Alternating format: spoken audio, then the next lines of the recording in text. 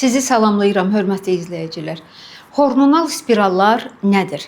Spiralın tərkibində progestin tərkibli hormon olur və buna hormonal spiral deyirlər. Nə zaman qoyulur? Əgər qadında qanama varsa, əgər qadında miometriyada düyünlər varsa, əgər endometriyada poliplər varsa, bu qadınlara hormonal spiral qoymaq məsləhət görülür. Nəyə görə? Çünki biz bilirik ki, aybaşı vaxtı endometriya sıyrılıb tökülür. Onu ilə bərabər qan da tökülür. Progestin tərkibli hormonal spiral Mirena həmin vəziyyəti yaxşılaşdırır.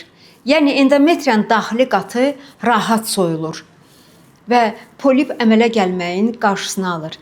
Eyni zamanda əgər miometriyada miomalar varsa, o miomaların inkişafının qarşısını alır və yeni miomaların əmələ gəlməsinə maneçilik törədir.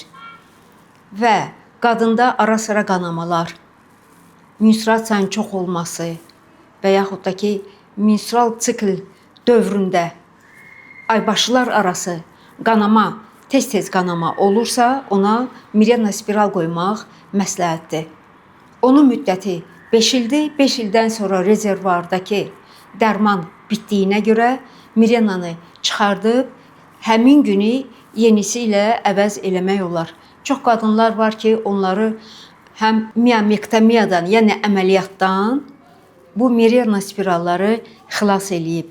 Onları qanaxmadan və yeni poliplərin əmələ gəlməsindən bu Mirenalar xilas eləyiblər. Əziz qadınlar, əgər sizə həkim Mirena qoymaq məsləhət görübsə, məsləhətə riayət edin, Mirena qoydurun və 5 ildən sonra çıxartdırın.